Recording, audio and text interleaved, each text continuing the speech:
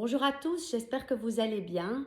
Alors aujourd'hui, je vais vous parler d'un roman, bien que sur la couverture du roman, il est précisé qu'il s'agit de chroniques judiciaires.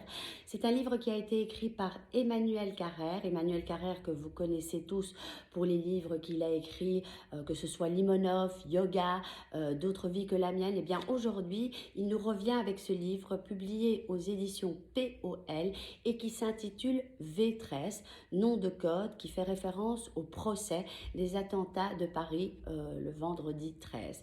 Alors c'est vrai que je trouve que ce livre n'a pas mérité l'attention, ou disons que je trouve qu'on en a moins parlé que ce que j'attendais.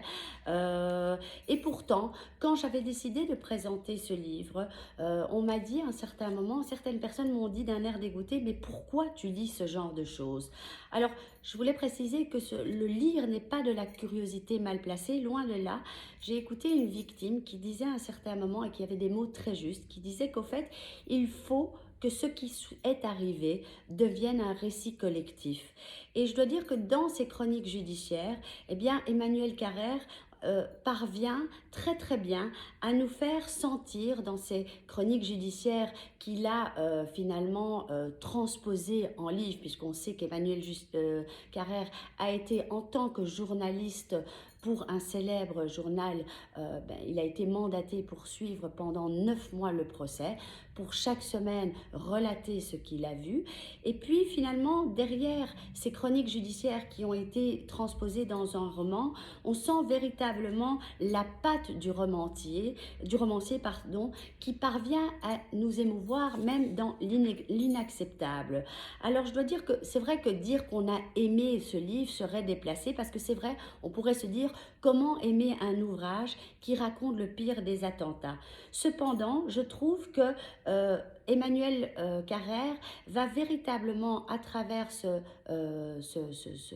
roman, ce livre, il va vers la vérité. Il s'est trouvé la bonne distance et les bons accords et le ton juste par rapport à ce qu'il raconte. Parce que c'est vrai, il a assisté tous les jours dans cette boîte, parce que c'est ainsi qu'il a appelé finalement je dirais, la salle où s'est déroulé et qui a été agrandie, où s'est déroulé justement le procès. Et bien tous les jours, il a assisté à ces témoignages, à ce procès. Et l'art de Carrère, c'est justement la précision et les discrétions. Et donc son récit est très complet, il est très pédagogue, parce qu'il nous raconte tout sur la préparation des attentats, sur le déroulement d'un procès d'assises en matière terroriste, sur le chaos qu'a été la vie des victimes et de leurs proches après l'attentat, sur le côté minable de certains prévenus, presque là par erreur, qui ne savent même pas pourquoi ils sont là. Tout est juste, tout est très très bien expliqué, et je dirais même qu'il est parvenu à l'écrivain à vulgariser intelligemment le fonctionnement de la justice. Parce que c'est vrai que quand on lit le livre, on sent très très bien qu'il y a des questions intelligentes qui sont posées, qu'il n'y a pas uniquement une transcription des faits. Parce que le livre est divisé en plusieurs parties. Il y a avant tout la partie qui est consacrée aux victimes. Alors là-dessus, Emmanuel Carrère, d'abord avant tout, laisse parler les gens et montre à quel point parfois les témoignages, ceux qui passent en dernier, peuvent être moins écoutés que les premiers, parce qu'on finit par s'habituer aux horreurs, même si on ne s'y habitue jamais, mais quelque part, ce sont toutes des annotations d'écrivains qu'il donne. Il parle également, il donne des exemples très très concrets de victimes qui nous ont touchés. Il y a des témoignages qui restent, ou des impressions qu'il donne, comme par exemple celui d'un certain Guillaume qui est pris par un terroriste qui va le descendre, mais quand ce terroriste finit par voir son visage, il ne le tue pas.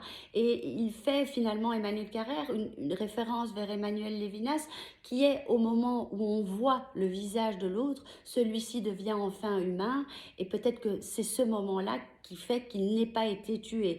Alors quand il parle de ceux qui comparaissent au procès des accusés, eh bien il n'y a ni une colère excessive, ni une haine chez Emmanuel Carrère, mais il y a davantage un désir de comprendre à la fois l'enchaînement des événements, la personnalité des accusés et leur parcours idéologique. Et en ça, je trouve qu'il le fait très très bien, il excelle parce qu'il parvient toujours à raconter la petite anecdote que personne n'a reconnue ou que personne ne connaît.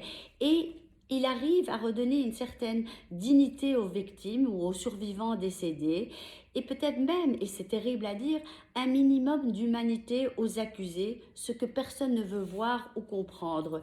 Et donc il pose des questions très très justes par rapport d'abord en ce qui concerne le chapitre des victimes, jusqu'où peut-on se considérer victime? Jusqu'à quel point l'est-on quand on n'est ni blessé ni endeuillé? Est-ce qu'on peut se déclarer impacté? D'ailleurs, aujourd'hui, si vous avez écouté les nouvelles, il semblerait que les habitants de la maison là où Salah Abdel Salam a été arrêté auraient gagné aujourd'hui un procès et auraient été indemnisés parce que ils se considèrent comme des victimes suite aux attaques qui ont eu lieu dans cet immeuble pour attraper le terroriste. Donc il y a véritablement toutes sortes de questions qui sont posées par Emmanuel Carrère. Il raconte très très bien aussi le choc des tirs qui pleuvent, les chairs qui éclatent, les gens qui tombent comme des mouches, les cris et puis surtout le silence qui persiste et qui persiste et qui fait place à l'horreur. Alors ensuite il parle des accusés, il parle des parents des accusés qui souvent eux-mêmes se retrouvent presque accusés parce que on peut très difficilement, on les juge, ces parents, on se demande mais quelle éducation ils ont donnée à leur enfant pour arriver jusque-là. Il est aussi question des seconds couteaux, ceux qui ont aidé et qui comparaissent libres, qui sont souvent des gens paumés, qui ne comprennent même pas pourquoi ils sont là et qui pour 300 € ont écopé des peines de prison et qui finalement ne sont même pas là par idéologie mais plus par appât de gain. Donc il pose vraiment des questions qui sont intéressantes. Il pose il pose des questions sur l'histoire des parents qui sont atterrés de voir leurs enfants devenir djihadistes. Il parle de la taquilla. Il traite vraiment de tous les sujets. Et puis surtout, là où je trouve que le livre est très intéressant, c'est quand il parle de la justice et quand il parle des avocats de la défense, dont finalement la tâche est la plus lourde puisqu'ils savent d'avance qu'ils ont perdu.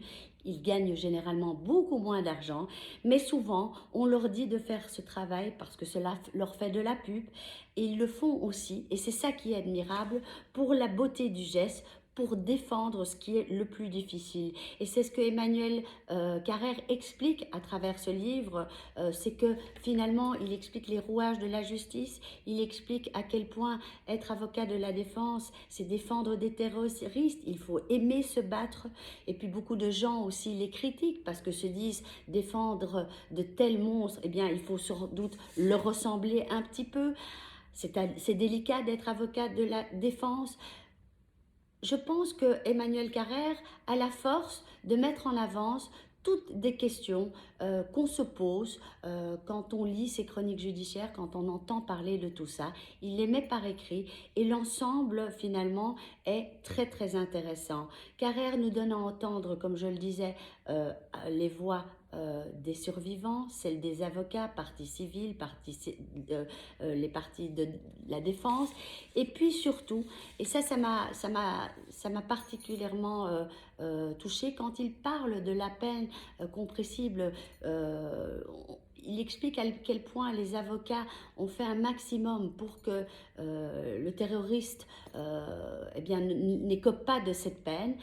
Et l'argument qu'il donne, et c'est finalement très très bien expliqué, c'est pour expliquer tout ce système judiciaire. Ils disent finalement quand vous regardez un Fourniret ou un Dutroux, ce sont des gens qui n'ont jamais écopé ce type de peine.